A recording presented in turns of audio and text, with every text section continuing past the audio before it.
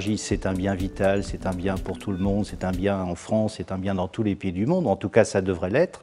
Et donc, la question de l'accès à l'énergie, la question de la précarité énergétique dans nos pays développés sont des questions tout à fait essentielles. Et là, c'est un premier enjeu tout à fait fondamental. Le second enjeu, c'est que nous sommes sur une terre sur laquelle nous voyons bien qu'il y a un certain nombre de dérèglements climatiques. Nous avons des scientifiques qui alertent sur les risques, en particulier si la température évolue de plus de 2 degrés. Et donc, les énergéticiens doivent prendre leur part de responsabilité pour éviter que ce problème sur la planète arrive. Les enjeux de la transition énergétique sont d'une double nature. Il s'agit d'abord d'assurer l'approvisionnement des Français en énergie à l'horizon 2050, parce que c'est l'horizon sur lequel nous travaillons. Il s'agit ensuite de faire que notre pays respecte les engagements qu'il a pris par rapport à la communauté mondiale de diviser par 4 ses émissions de gaz à effet de serre.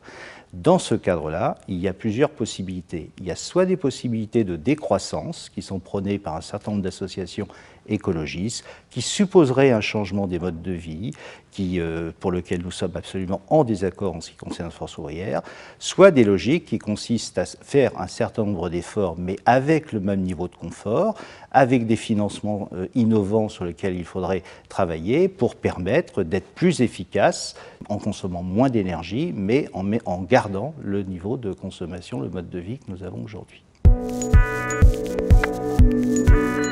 Nous sommes déjà en train d'assister à un bouleversement que personne n'avait prévu il y a 5 ans. C'est l'arrivée de gaz de schiste, en particulier aux États-Unis, qui bouleverse l'ensemble de la chaîne de valeur énergétique et qui a des incidences, par exemple sur le charbon, sur le gaz. C'est une première évolution. D'autres évolutions, d'autres ruptures technologiques, comme on dit, sont possibles ou sont souhaitables. Nous en avons par exemple pour une meilleure intégration des énergies intermittentes renouvelables que sont l'éolien ou le photovoltaïque. Je pense par exemple au stockage de l'électricité. Tant qu'on n'aura pas développé des moyens de stockage de l'électricité, ces énergies seront beaucoup plus coûteuses. D'autre part, nous avons aussi des pistes en ce qui concerne le charbon, c'est la capture, séquestration, stockage. Je rappelle qu'il y a 300 années de réserves de charbon dans le monde et qu'on ne peut pas s'en passer. Et puis, il y a encore d'autres ruptures potentielles. Il peut y avoir des réacteurs de 4e génération nucléaire, il peut y avoir un certain nombre d'autres pistes sur lesquelles il faut travailler. Le message, c'est qu'il ne faut s'interdire de rechercher sur aucune des pistes possibles. On aura besoin de l'énergie dans toutes ses dimensions.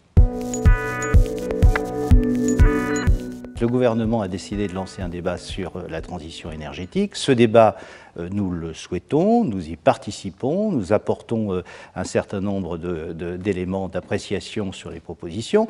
Là où nous avons des difficultés et des désaccords, c'est que le gouvernement ne centre ses préoccupations que sur l'électricité, qui ne représente que 25% de la consommation d'énergie, et surtout qui en France n'émet pas de CO2, et donc laisse de côté les 3/4 qui émettent du CO2.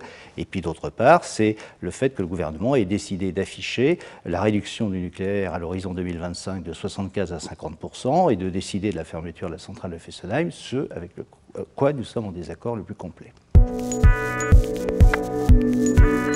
Je pense que la transition énergétique, si elle se traduit, comme le veulent les écologistes et un certain nombre d'élus, certes minoritaires, par une augmentation massive des prix, se traduira évidemment au détriment des plus pauvres.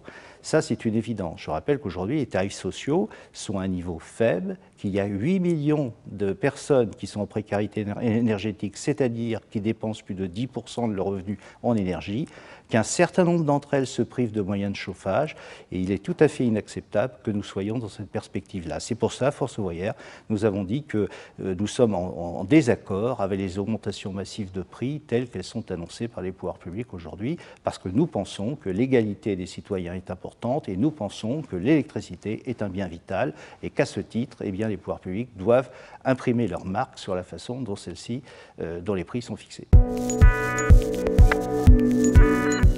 Le débat, par définition, est nécessaire parce qu'il s'agit de trancher sur un certain nombre d'évolutions qui concernent chacun d'entre nous.